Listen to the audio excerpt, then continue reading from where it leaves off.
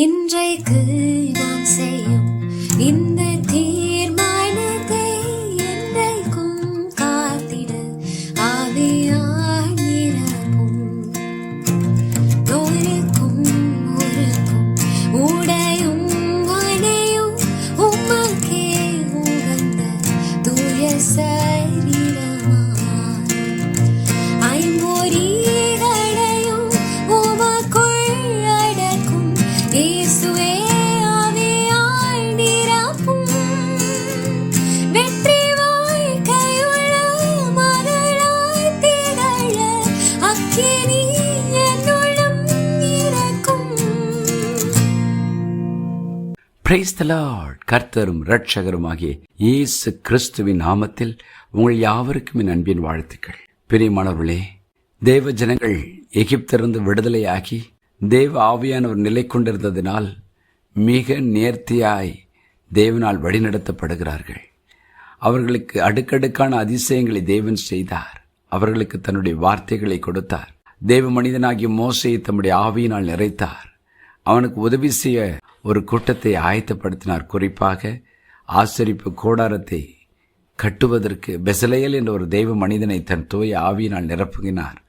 அப்படியாய் தேவ ஆவியினால் நிரப்பப்பட்ட மனிதர்கள் வந்து மோசையோடு இணைந்து தேவன் சொன்னபடி எல்லாவற்றையும் செய்து முடித்தார்கள்.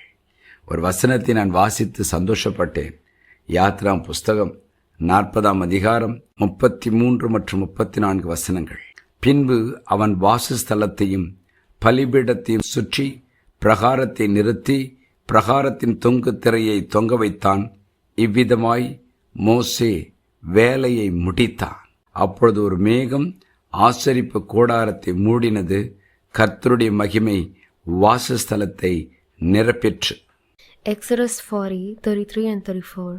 And he raised up the court all around the tabernacle and the altar, and hung up the screen of the court gate. So Moses finished the work. Then the cloud covered the tabernacle of meeting, and the glory of the Lord filled the tabernacle. பாருங்கள், ஒரு அருமையான வார்த்தை. மோசே வேலையை முடித்தார். மேகம் ஆசரிப்பு கூடாரத்தை மூடினது.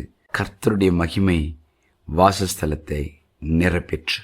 பாருங்கள் பிரியமானவர்களே, தேவனுடைய வார்த்தை சொல்லுகிறது, தேவ மனிதர்கள் தேவன் சொன்ன வேலையை முடிக்கும் பொழுது தேவன் தாமே இறங்கி வருகிறார். அவருடைய மகிமையை நிரம்ப பண்ணுகிறார். இந்த வார்த்தைகளை கேட்டுக்கொண்டிருக்கிற ஒவ்வொருவரோடு கர்த்தர் என்று பேசுகிறார். ஒரு நாள் ஒன்று வரும், தேவன் நமக்கு கொடுத்த வேலையை உண்மையும் உத்தமமாய் நாம் முடிக்கும் பொழுது பாருங்கள், அவருடைய மகிமை நம்மை நிரப்புகிறது. இன்றைக்கும் தேவன் நமக்கு கட்டளையிட்டவைகளை சற்று திரும்பி பார்ப்போம். என்னென்ன காரியங்களை கர்த்தர் நம்மிடத்தில் எதிர்பார்க்கிறார் என்று தேவன் நம்மோடு பேசுவார்.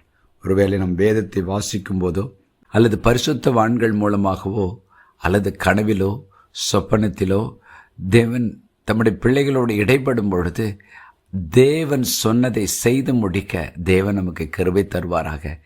என்னோடு யார் யார் இன்றைக்கு இந்த வார்த்தைகளை கேட்டுக்கொண்டிருக்கிற எல்லாரும் இணைந்து ஒரு ஜெபம் பண்ணுவோமா? ஆண்டவரே, நீர் சொன்ன வேலையை முடிக்கவும் உடைய மகிமையை என்னை நிரப்பும் என்னை ஒப்புக் கொடுக்கிறேன் என்று ஜெபம் பண்ணுவோமா?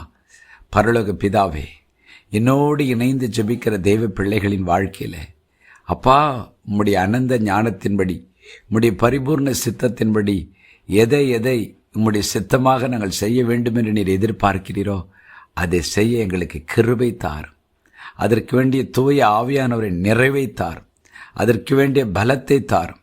அதற்கு வேண்டிய ஞானத்தையும் அறிவையும் புத்தியும் தாரும். மோசே, நீர் சொன்னவைகளையெல்லாம் செய்து முடித்தது போல நாங்களும் செய்து முடிக்கவும் உடைய மகிமை எங்களையும் நிரப்பவும் அநேகரை வழிநடத்தும் ஒரு பாத்திரங்களாக எங்களை நீர் பயன்படுத்த வேண்டும் என்று ஜெபிக்கிறோம். இந்த நேரத்தில் என்னோடு இணைந்து ஜெபிக்கிற ஒவ்வொருவர் மேலும் அந்த கிருபை இறங்கட்டும். தேவன் சொன்னதை செய்து முடிக்கும் கிருபை, அதற்கு வேண்டிய அபிஷேகம் இறங்கட்டும். அதன் நிமித்தம் ஒரு மகிமை ஒவ்வொருவரையும் நிரப்பட்டும். ஆண்டவரே, இயேசுவின் நாமத்தில் ஜெபிக்கிறோம் நல்ல பிதாவே, ஆமென்.